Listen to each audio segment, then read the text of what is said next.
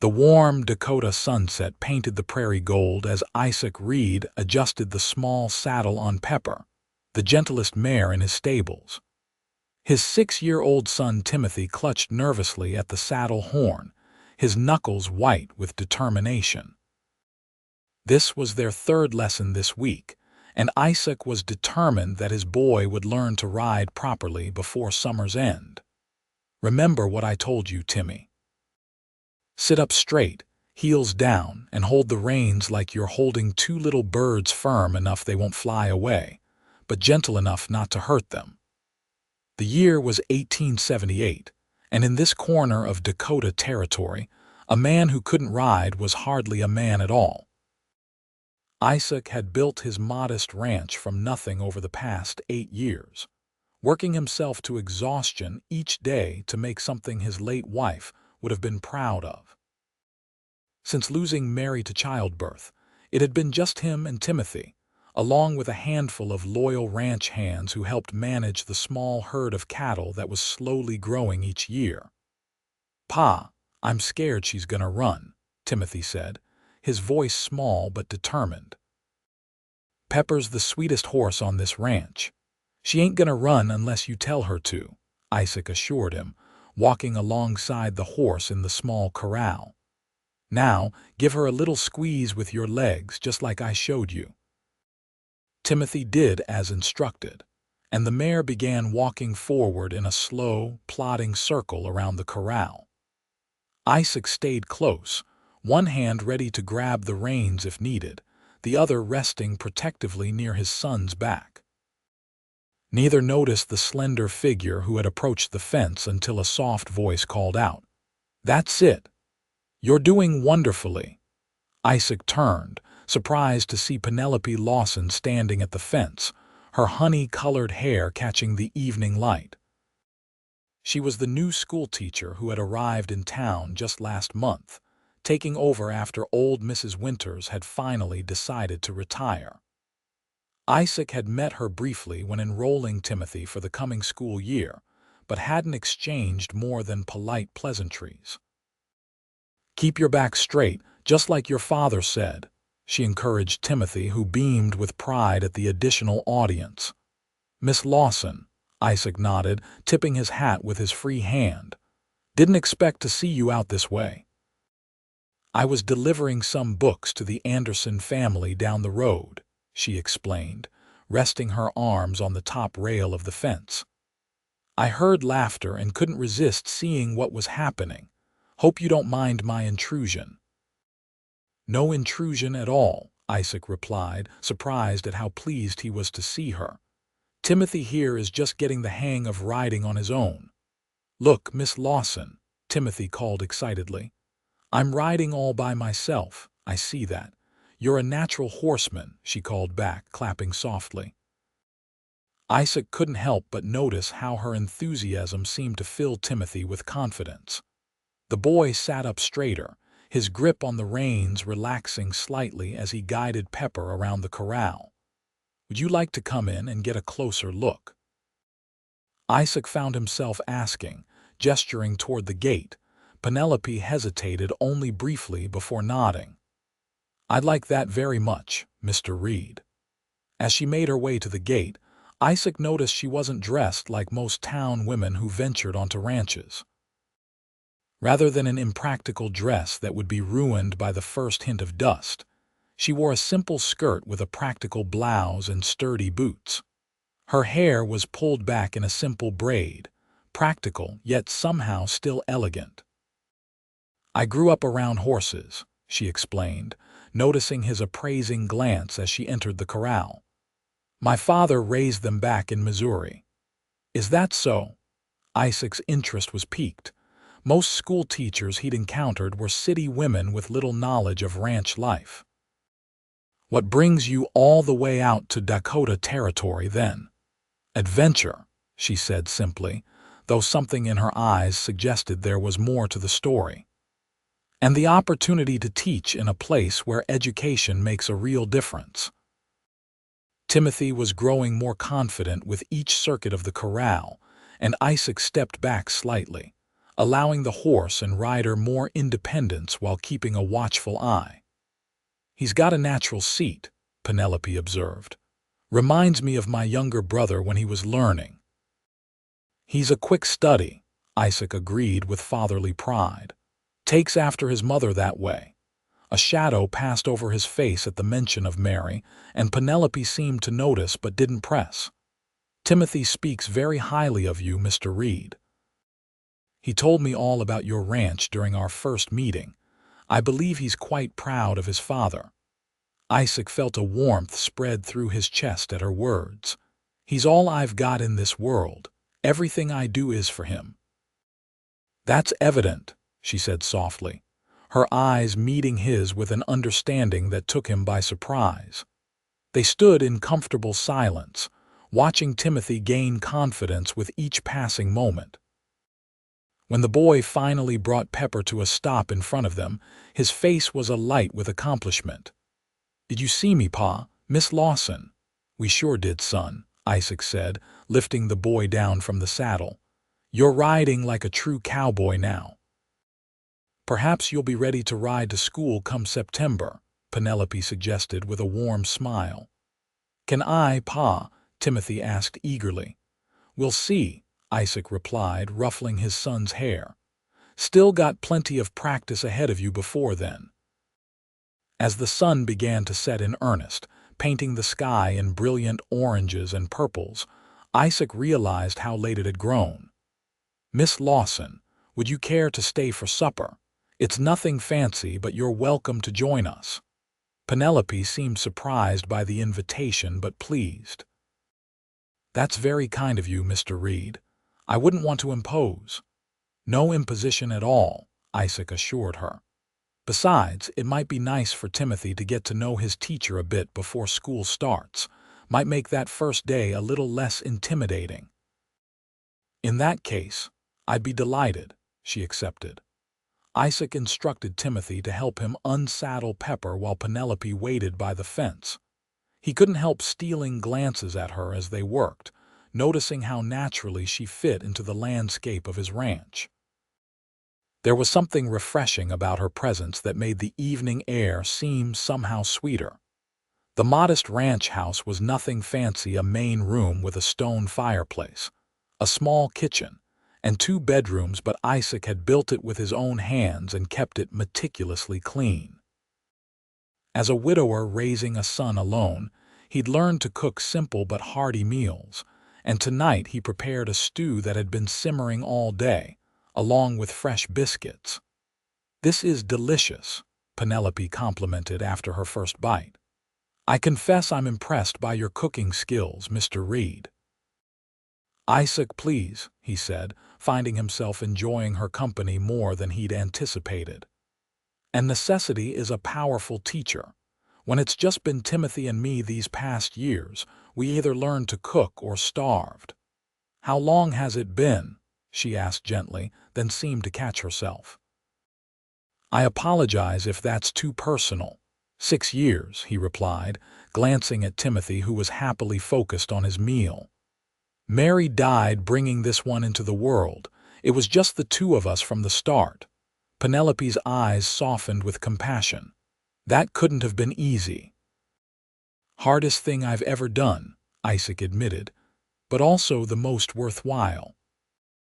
As they ate, Timothy eagerly told Penelope about life on the ranch the new calves born that spring, the wild horses Isaac sometimes caught and trained, and the time a mountain lion had tried to get into the chicken coop. "You certainly lead an exciting life, Timothy," Penelope laughed. "Perhaps you could write about your adventures when school begins." "Would that be a real assignment?" Timothy asked, eyes wide. "It certainly could be," she nodded. "The best writing comes from what we know and love." After dinner, while Timothy was washing up for bed, Isaac and Penelope sat on the small porch, watching the stars emerge in the vast Dakota sky. "Thank you for your kindness today," she said softly. "It means a great deal to be welcomed so warmly." "It's been nice having you here," Isaac replied honestly. Gets a bit lonely out here sometimes with just the boy and me." "I understand loneliness," she offered, surprising him with her candor. "Even surrounded by students and fellow teachers in town, it's not the same as having true companions." The night air carried a slight chill, and Isaac noticed her shiver slightly. Without thinking, he removed his jacket and placed it around her shoulders. "Thank you," she said, pulling it close. Their eyes met briefly in the moonlight, and Isaac felt something stir within him that had been dormant for years. "I should probably get you back to town soon," he said reluctantly. "It's getting late." "I suppose you're right," she agreed, though she made no move to stand. "Though I must admit, I'm in no hurry to leave." The honesty of her statement hung between them, creating a moment of connection that surprised them both. When he finally drove her back to town in his wagon, the journey seemed too short. As he helped her down in front of the small boarding house where she rented a room, their hands lingered together a moment longer than necessary. "Perhaps you and Timothy would like to join me for a picnic by the creek this Sunday after church," she suggested. "I've been told it's a lovely spot, though I haven't had the chance to see it myself yet." "We'd like that very much," Isaac replied, feeling suddenly like a much younger man. "Timothy would enjoy showing you his fishing skills." "Then it's settled," she smiled, reluctantly releasing his hand. "Good night, Isaac." "Good night, Penelope." As he drove back to the ranch under the canopy of stars, Isaac couldn't remember the last time he'd looked forward to something as simple as a Sunday picnic with such anticipation. The following days passed in a blur of ranch work and riding lessons. Timothy's skills improved daily, and Isaac found himself frequently mentioning their upcoming picnic with Miss Lawson, much to his son's delight. "You think Miss Lawson knows how to fish, Pa?" Timothy asked on Friday evening as they practiced riding. "I don't rightly know," Isaac replied, adjusting the stirrups on Pepper's saddle. "But if she doesn't, I reckon you could teach her." The idea seemed to please Timothy immensely. "I'd be a good teacher, just like she's gonna be for me at school." Sunday arrived with perfect weather-clear skies and a gentle breeze that carried the scent of late summer wildflowers across the prairie. Isaac and Timothy attended the small church service in town, where Isaac found his attention repeatedly drawn to Penelope sitting with the other townswomen. After the service, they met outside, and Isaac was struck again by how lovely she looked in a simple blue dress. Her honey-colored hair pinned up, but with a few strands escaping to frame her face. "You look mighty nice today, Miss Lawson," Timothy said, expressing the sentiment Isaac was thinking but hadn't found the courage to voice. "Why, thank you, Timothy," she smiled. "And you both look very handsome as well." The creek was just outside town, a peaceful spot where cottonwoods provided shade and the water ran clear over smooth stones. Isaac spread a blanket while Penelope unpacked the basket she'd prepared fried chicken, cornbread, and apple tarts that made Timothy's eyes widen with delight. As they ate, conversation flowed easily between them.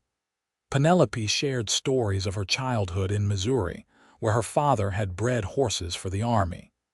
Isaac found himself opening up about his dreams for the ranch and his hopes for Timothy's future. "He's lucky to have a father so devoted," Penelope observed as they watched Timothy skip stones across the water. "Many children aren't so fortunate." "I'm the lucky one," Isaac corrected her. "He's what keeps me going on the hardest days." After they'd eaten, Timothy eagerly pulled out his fishing line and hooks. "Can I teach Miss Lawson how to fish, Pa, if she's willing to learn?" Isaac replied, glancing questioningly at Penelope. "I would be honored to learn from such an expert," she said seriously, making Timothy stand taller with pride. What followed was an afternoon of laughter and simple joy. Timothy solemnly instructed Penelope on the proper way to bait a hook, while Isaac watched with amusement as she gamely followed the boy's sometimes confusing directions. When she actually caught a small trout, Timothy's whoops of excitement echoed across the water. As the sun began its descent, Timothy grew tired from his excitement and curled up for a nap under one of the cottonwoods. Isaac and Penelope sat side by side on a fallen log, watching the play of light on the water. "Thank you for today," she said quietly. "It's been the most pleasant day I've had since arriving in Dakota." "The pleasure's been ours," Isaac replied. After a moment's hesitation, he added, "I haven't seen Timothy this happy in a long time." "He's a wonderful boy," she said, watching the sleeping child with fondness. "You've done an admirable job raising him alone." "I've done my best," Isaac said, "though there are times I worry it's not enough. A boy should have a mother." The words hung between them, loaded with unspoken implications. Penelope's gaze remained on the creek, but a soft flush colored her cheeks. "Perhaps," she finally said, "what matters most is that he has love and guidance, regardless of where it comes from." Their hands rested inches apart on the log, and slowly, deliberately, Isaac moved his until their fingers touched. Penelope didn't pull away, instead allowing her hand to remain against his, the simple contact speaking volumes in the quiet afternoon. As summer faded into autumn, these moments together became more frequent. Penelope often came to the ranch after school, initially claiming she wanted to help Timothy with his studies, but soon it became clear she enjoyed the peaceful evenings with both father and son. She would watch from the fence as Isaac continued Timothy's riding lessons, offering encouragement and occasional advice drawn from her own childhood experiences with horses. The townsfolk began to notice, of course. In a small community like theirs, little went unremarked upon. Most viewed the developing relationship with approval, the widowed rancher, and the schoolteacher made a sensible match in their eyes. A few, like widow Jensen, who had set her cap for Isaac since her own husband's passing, were less enthusiastic, but even their gossip couldn't dampen the growing happiness Isaac felt whenever Penelope was near. October brought the Harvest Festival, a tradition where the entire community gathered to celebrate the season's bounty before winter set in. There would be dancing in the town hall, contests for the children, and food enough to feed everyone for days. "You'll come with us, won't you?" Isaac asked Penelope as they sat on his porch one evening, watching Timothy practice his roping skills on a wooden steer Isaac had built for him. "I was planning to attend, yes," she replied carefully. "As the schoolteacher, it's expected." "That's not what I meant," Isaac said, finding courage in the fading light. "I'm asking if you'll come with me as my guest." Penelope's eyes widened slightly. "Are you asking to court me properly, Isaac Reed?" The directness of her question made him chuckle despite his nervousness. "I reckon I am, though I'm making a poor job of it. It's been a long time since I've done anything like this." Her smile was like sunrise. "Then yes, I would be honored to attend the Harvest Festival as your guest." The night of the festival arrived clear and cool. Isaac dressed in his best shirt and helped Timothy into his Sunday clothes, both of them more nervous than they cared to admit. "Do I look all right, Pa?"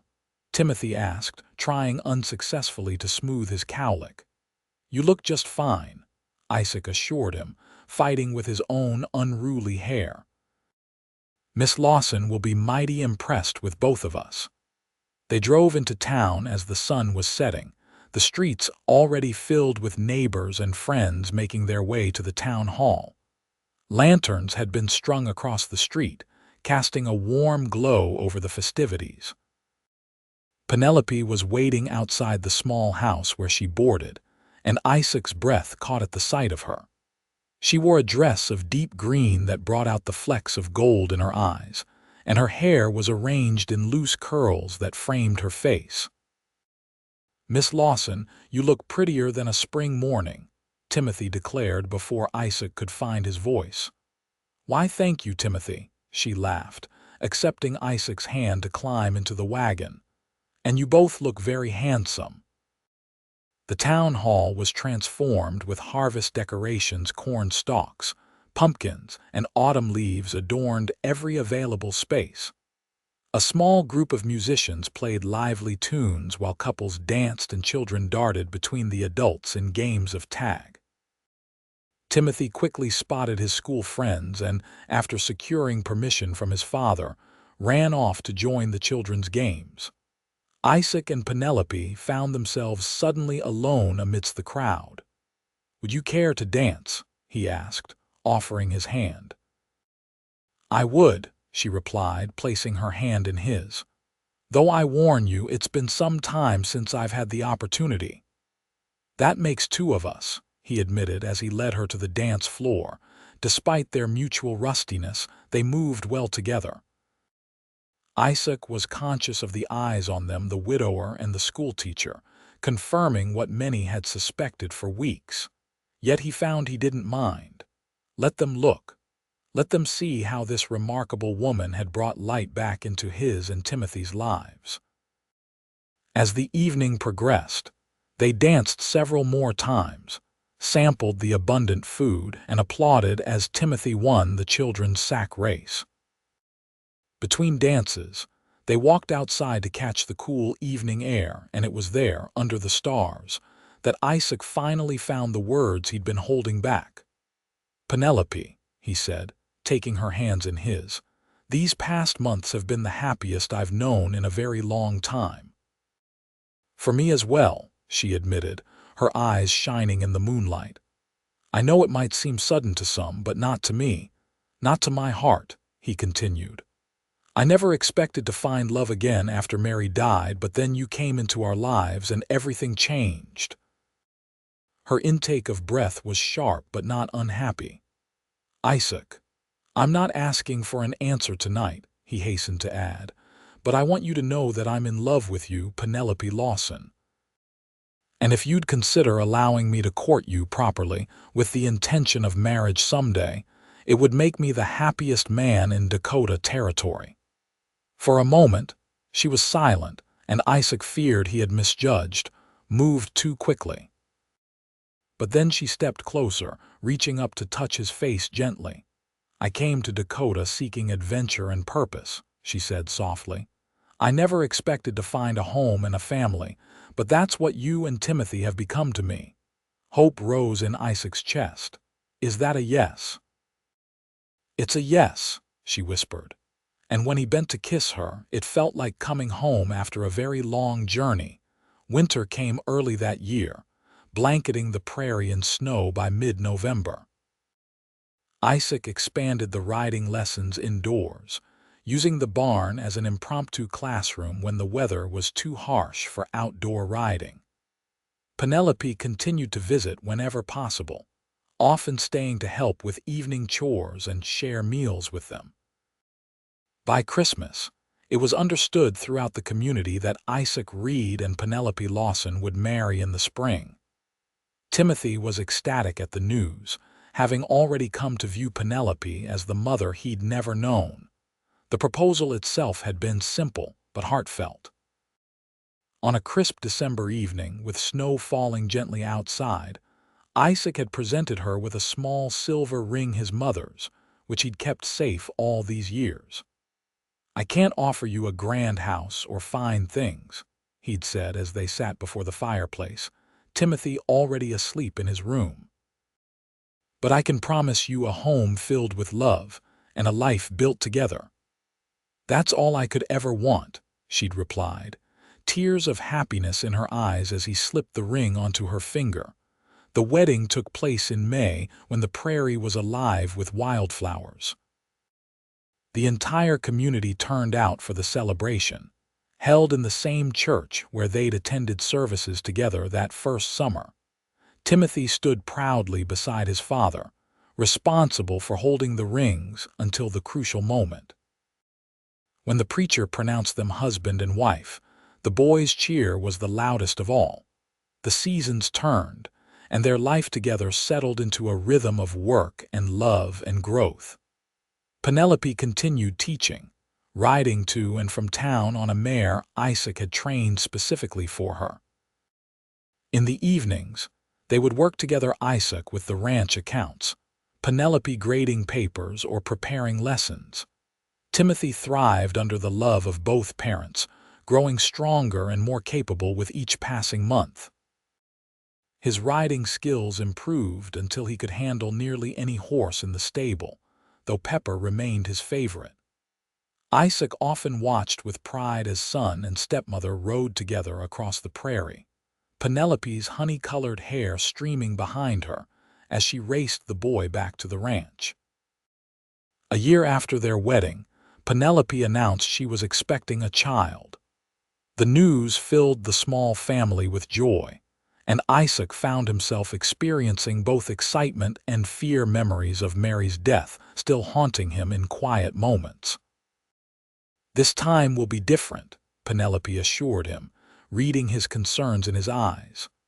"I'm strong and we have a proper doctor in town now."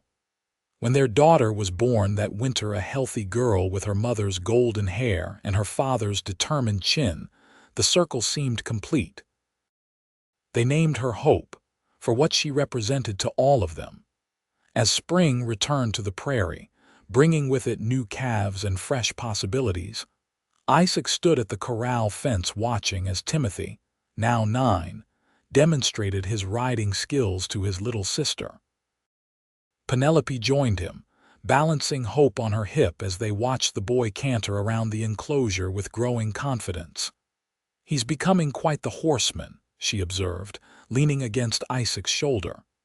"He is at that," Isaac agreed, wrapping an arm around his wife and daughter. "Thanks in no small part to your encouragement. I remember that first day," Penelope said softly, "watching you two from the fence, seeing how patient you were with him. That's when I started falling in love with you, though I didn't recognize it then. Is that so?" Isaac smiled, pressing a kiss to her temple. "And here I thought it was my superior cooking skills that won you over." Her laughter mingled with the prairie wind. "That certainly didn't hurt your cause." Timothy completed his circuit and brought his horse to a stop before them, beaming with pride. "Did you see, Ma? Did you see how fast I went?" "I did indeed," Penelope smiled. "You're riding like a true cowboy now." "Just like Pa," Timothy nodded solemnly. "Just like your Pa," she agreed, exchanging a loving glance with Isaac. As they walked back to the house together, father, mother, son, and daughter, Isaac reflected on the journey that had brought them to this point. From grief and loneliness to a family complete, from a hesitant widower teaching his son to ride while a stranger watched from the fence, to this moment of perfect belonging. The Dakota prairie stretched out around them, vast and challenging and beautiful, much like life itself. But with Penelope by his side and their children to raise together, Isaac Reed knew he could face whatever the future might bring. They had found in each other not just love, but home, and that was the greatest adventure of all.